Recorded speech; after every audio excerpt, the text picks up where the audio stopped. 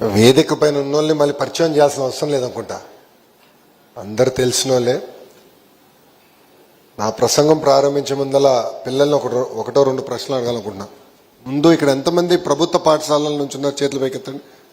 GJC and school మొత్తం ఎత్తండి గట్టిగా. ఏం బ్రేక్ఫాస్ట్ పెట్టలేదా మా వాళ్ళు? స్నాక్ ఇచ్చారు కదా, ఓకే దించండి. గవర్నమెంట్ స్కూల్, ప్రైవేట్ స్కూల్లో చదివిన వాళ్ళు? థ్యాంక్ యూ అమ్మా. ఈరోజు ఈ షైనింగ్ స్టార్స్ సమావేశానికి వచ్చేసిన విద్యార్థులకి వాళ్ళ తల్లిదండ్రులందరికీ నా హృదయపూర్వక ధన్యవాదాలు. ఈరోజు ఇక్కడ సమావేశం ఏర్పాటు చేశాంటే మీ గురించే ఏర్పాటు చేశాం. మీరు సాధించిన విజయాలు మొత్తం రాష్ట్రమే కాదు భారతదేశానికి తెలియాల్సిన చాలా చాలా అవసరం ఉంది. వేదిక ఇటు పక్కన్న మేము అందరం బ్యాక్ బెంచర్స్, మీలాగా ఫ్రంట్లో కూర్చుని బుద్ధిమంతులు మేము బుద్ధిగా చదువుకున్నట్లేము. మేమందరం బ్యాక్ బెంచర్స్. ఎప్పుడు మీలాంటి పిల్లలు చూసి మేము అసూయపడేవాళ్ళం, అంత మార్కులు అవసరం ఇతనికి, వీళ్ళకి ఇంత అవసరం మన ఇబ్బంది పెడుతున్నారు ఇంట్లో అని. కానీ మనం ఒక్కసారి చూస్తే పేదరికం నుంచి మన కుటుంబం బయటికి రావాలంటే చదువే ప్రధానమైన మార్గం. జీవితంలో మనం ఏమైనా కోల్పోవచ్చేమో కానీ మనం చదివిన చదువు ఎవరు మన దగ్గరికి తీసుకెళ్ళారు. మీరందరూ బాగా కష్టపడ్డారు, బాగా చదివారు. వరుసగా జిల్లా మూడోసారి 10th క్లాస్లో హ్యాట్రిక్ కొడతాం. నిజంగానే ఇక్కడ ఉన్న ఉపాధ్యాయుల్ని, అధికారుల్ని, పిల్లల్ని, వాళ్ళ తల్లిదండ్రులందరినీ నేను ఈ సభాముఖంగా అభినందిస్తున్నా. ఒకసారి అంటే లక్, రెండోసారి అంటే డౌట్, మూడోసారి హ్యాబిట్. మీరు సాధించారు, చేసి చూపించారు. మీరు చూస్తే 10th క్లాస్లో 93.9% పాస్ మార్క్స్ మన జిల్లాకు వచ్చింది. ఓవరాల్ ర్యాంక్స్లో 3వ స్థానంలో మన జిల్లా ఉంది. ఇంటర్కి వచ్చేగల మనం 2వ స్థానంలో ఉన్నాం. ఓవరాల్ ర్యాంక్స్ చూసేగల మనం మన్యం జిల్లా 3వ స్థానంలో ఉంది. All of you are today pride of Andhra Pradesh. We are really proud of you. గౌరవ ముఖ్యమంత్రి గారు కూడా నమ్మేది ఒకటి, ప్రభుత్వ విద్యని బలోపేతం చేయాలి, విద్యారంగంలో అనేక సంస్కరణలు తీసుకురావాలి, మన పిల్లలకి మంచి భవిష్యత్తు కల్పించాలి. ఈరోజు పెద్ద ఎత్తున పరిశ్రమలు రాబోతున్నాయి. బయటోళ్ళకి ఉద్యోగాలు కాదు, మన పిల్లల్ని బాగా స్కిల్ అప్గ్రేడేషన్ చేయాలి, విద్య అందించి వాళ్ళకే ఉద్యోగ ఉపాధి కల్పించాలి లక్ష్యంతో మేమందరం పనిచేస్తున్నాం. ఇక్కడున్న 10th క్లాస్ స్టూడెంట్స్ అందరినీ ఒక విషయం చెప్పదలుచుకున్నా. ఈరోజు మీకు అద్భుతమైన ఫౌండేషన్స్ ఉన్నాయి. ఫౌండేషన్ బలంగా ఉంటే మనం ఏమైనా కట్టచ్చు, ఏమైనా నిర్మించవచ్చు. ఆ ఫౌండేషన్స్ మీకు బలంగా ఉన్నాయి. ఇక్కడి నుంచి మీరు ఎదగాలి, లీప్ దూకాలి, వచ్చిన అవకాశాలని వినియోగించాలి. మీతో ప్రభుత్వం ఉంది, మీకు అండగా నిలబడతాం. బాగా చదవాలని ఇక్కడున్న 10th క్లాస్ స్టూడెంట్స్ అందరినీ నేను కోరుతున్నా. ఇంకా 12th క్లాస్ స్టూడెంట్స్కి వచ్చేగల పరీక్ష ఇప్పుడే మొదలవుతుంది.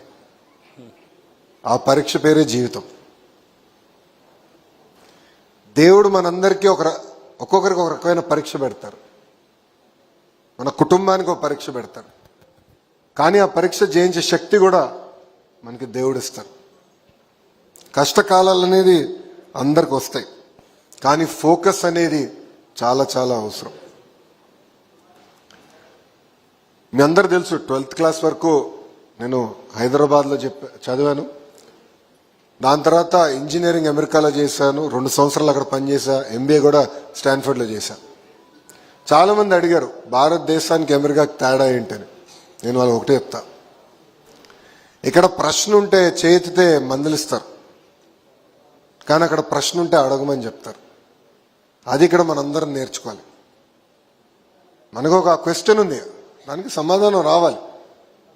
There is nothing as a dumb question. ప్రశ్న ఉంటే అడగాలి, తెలుసుకోవాలి, నేర్చుకోవాలి. దేవుడు పెట్టే పరీక్షని కూడా మనం జయించాలి. అది జయించే శక్తి ఉంది. అది సాధించాలంటే డిసిప్లిన్ ఉండాలి, రెసిలియన్స్ ఉండాలి, ఫోకస్ ఉండాలి.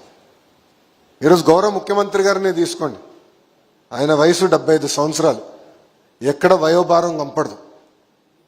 ఇక్కడ మేము కూర్చున్న మా అందరికన్నా స్పీడ్గా ఆయనే పరిగెడతారు.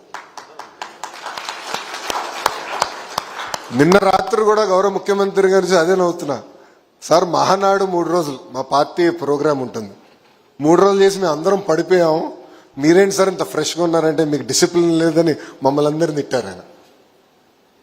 డిసిప్లిన్ లేకపోతే మన జీవితంలో ఏం సాధించం. స్టార్టింగ్ ఫ్రమ్ ఏ టైం పడుకుంటాం, ఎన్నింటికి లేస్తాం, డైలీ హ్యాబిట్స్ ఏంటి, ఇది చాలా చాలా అవసరం. మనకు అనిపించవచ్చు అమ్మ నాన్న ఊకే గొడవ పెడుతున్నారు, నన్ను మా అమ్మ బాగా కొట్టేది లేదు, చాలా అల్లరు నేను చిన్నప్పుడు. నేను అనుకున్నాను ఊకే ఎందుకు కొడుతుంది, ఏం పని లేదా అనుకున్నాను. కానీ ఈరోజు నేను ఇంత డిసిప్లిన్ ఉన్నానంటే ఆ కారణం ఆనాడు వేసిన ఫౌండేషన్. అది మీరందరూ దయచేసి గుర్తుపెట్టుకోవాలని మిమ్మల్ని అందరూ కోరుతున్నాం. ప్రత్యేకంగా వచ్చేగల ఈరోజు ఎస్పెషల్లీ 12th క్లాస్ రిజల్ట్ సాధించిన వాళ్ళకి మీకు కొత్త ఫ్రీడమ్ రాబోతుంది. కాలేజీకి వెళ్ళిపోతున్నాం, అది కంప్లీట్లీ డిఫరెంట్ ప్రపంచం. ఒక్కసారి కానీ క్యారెక్టర్ పోయినా, ఒక్కసారి కానీ మనం డ్రగ్స్ కానీ అన్ని అలవాటు చేసుకున్నా మన జీవితం కాదు, తల్లిదండ్రుల జీవితాలు పాడవుతాయి. మనందరికన్నా ఎక్కువ ఇబ్బంది పడేది తల్లిదండ్రులు. మనం మన జీవితంలో చేసిన ఒక్క పొరపాటు వల్ల సమాజంలో వాళ్ళకు తలదించుకునే పరిస్థితి వస్తుంది.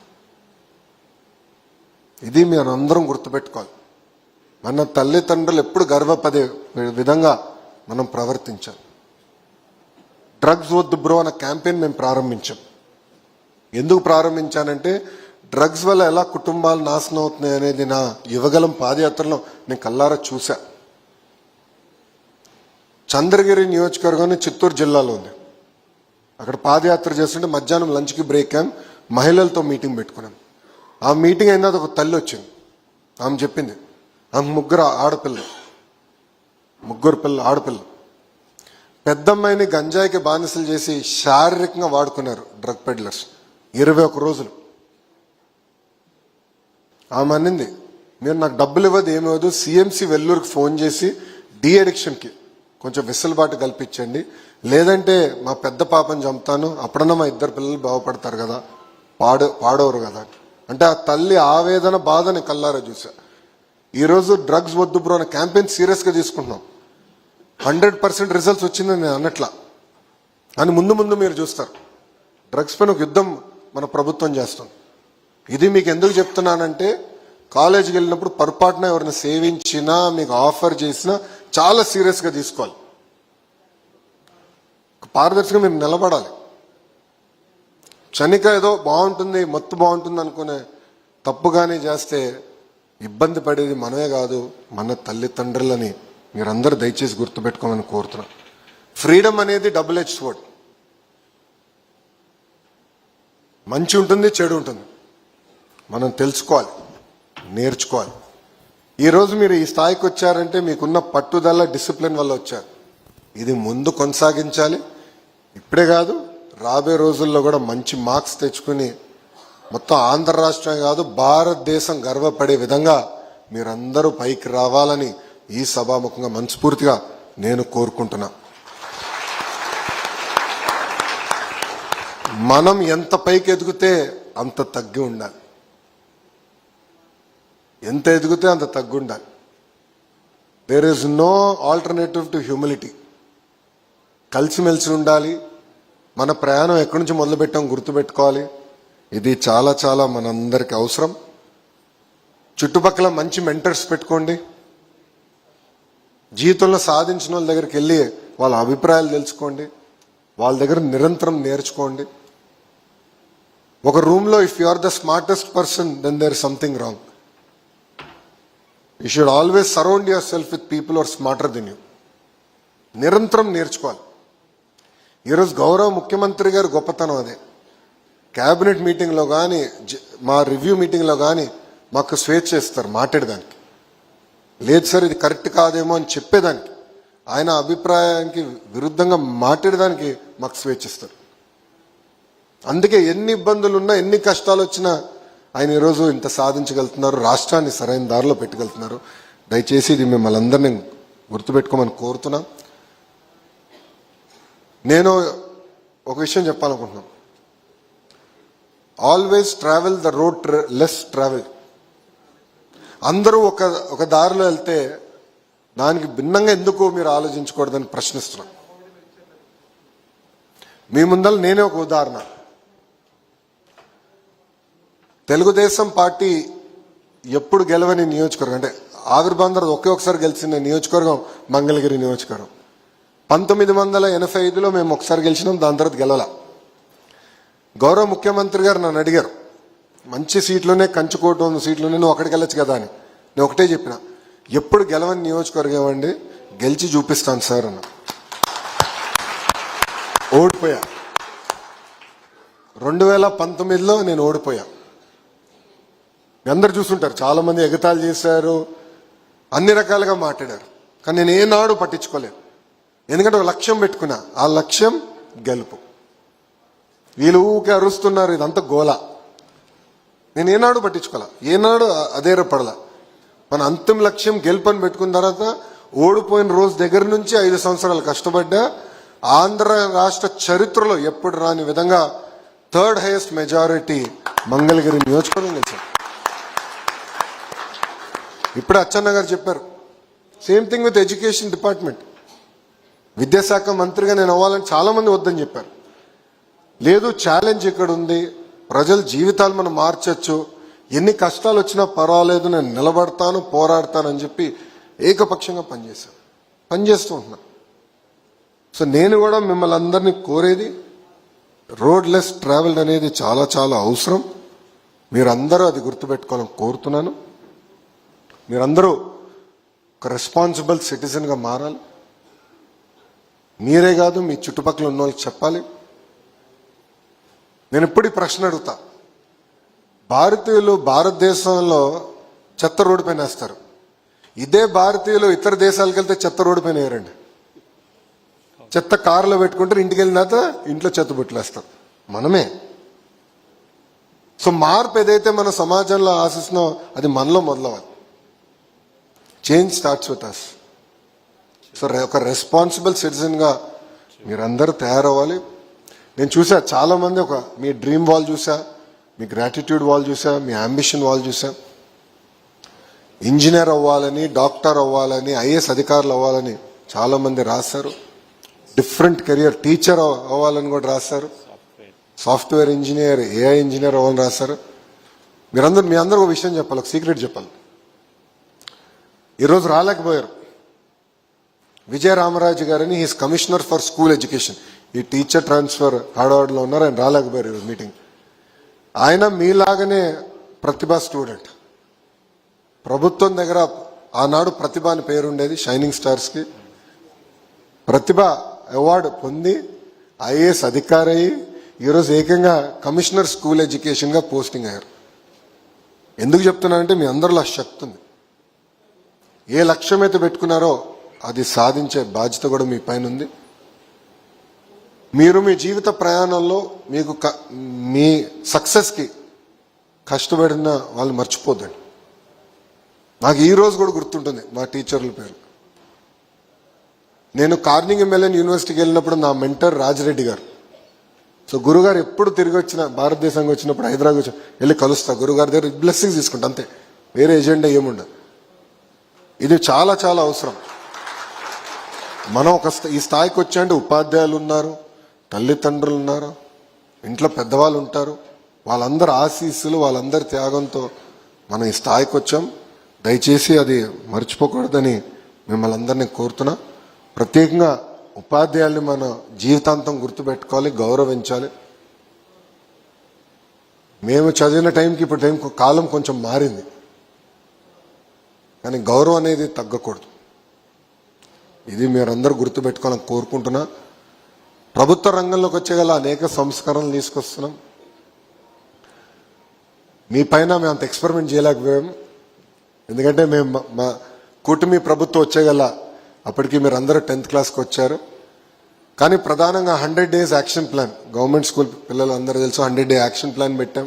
కొంచెం ఫోకస్డ్గా చదవాలి, ఏమైనా కరికులం ఉంటే ఫినిష్ చేయాలి, సిలబస్ ఫినిష్ చేయాలని లక్ష్యంతో పెట్టుకుని అది చేశాం.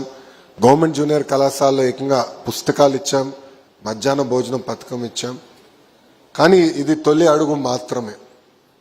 నా లక్ష్యం ఏంటంటే ప్రైవేట్ పాఠశాలలు ధీటుగా కాదు, ప్రైవేట్ పాఠశాల కన్నా అద్భుతంగా ప్రభుత్వ పాఠశాలల్ని తీర్చిదిద్దాల లక్ష్యంతో మన ప్రభుత్వం పనిచేస్తుంది. ఇప్పటికీ అనేక సంస్కరణలు తీసుకొచ్చాం, అనేక మార్పులు చేర్పులు చేస్తున్నాం. రాబోయే 4 సంవత్సరాలు అద్భుతమైన ఫలితాలు వస్తాయని నేను ఆశిస్తున్నా.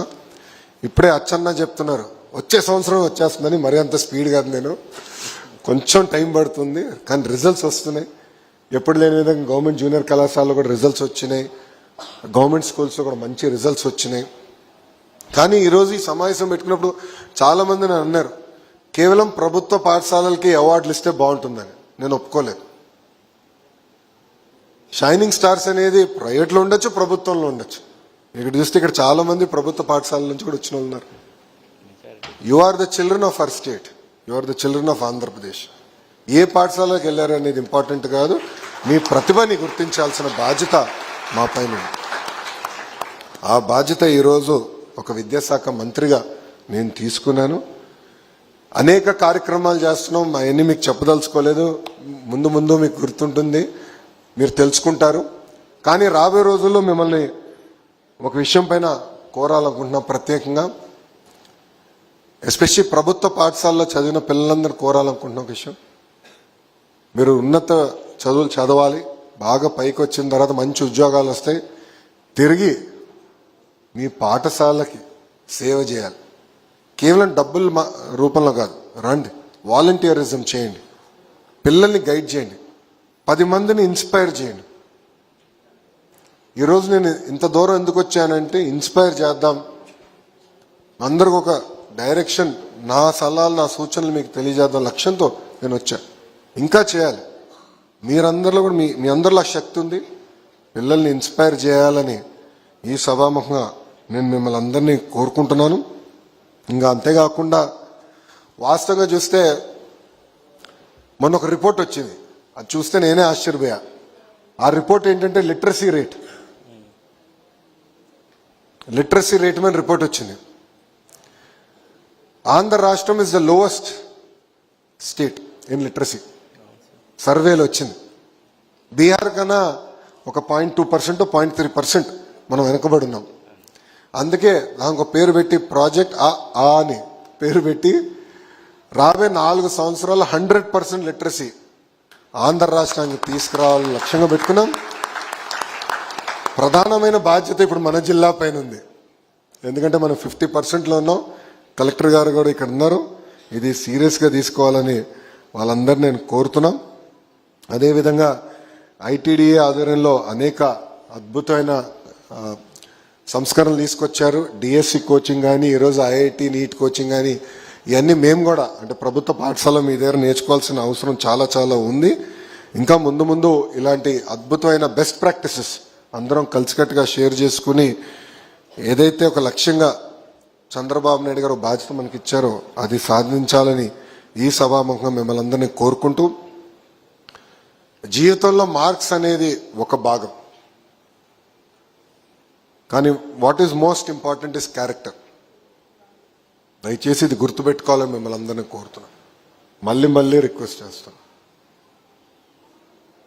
అనేక పరీక్షలు పడతాయి మనకి జీవిత ప్రయాణంలో, సాధించండి, కష్టపడండి, ఫోకస్డ్గా చేయండి, అద్భుతాలు సాధించి make Andhra Pradesh proud, make India proud అని ఈ సభాముఖంగా మీ అందరు తెలుపుకుంటూ, ఇప్పటికీ మీ అందరం చాలా ఎక్కువ మాట్లాడేసాం, క్షమించాలి, ఒక 30 minutes లేట్ అయింది నేను వచ్చేగల.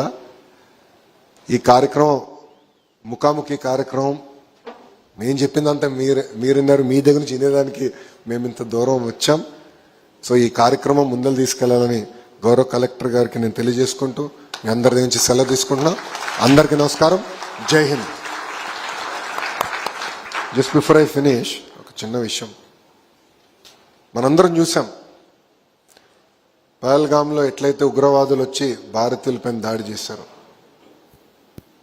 భారతదేశం ఎప్పుడు శాంతియుతం కోరిన దేశం. ఇతర దేశాలపైన ఏనాడు మనం దాడి చేయలేదు. కానీ ఎప్పుడైతే ఉగ్రవాదులు మన పైన దాడి చేశారో నిజంగానే గౌరవ ప్రధానమంత్రి గారు ఒక సాహసోపేతమైన నిర్ణయం తీసుకుని ఏకంగా పాకిస్తాన్కి ఒక గుణపాఠం చెప్తాం జరిగింది.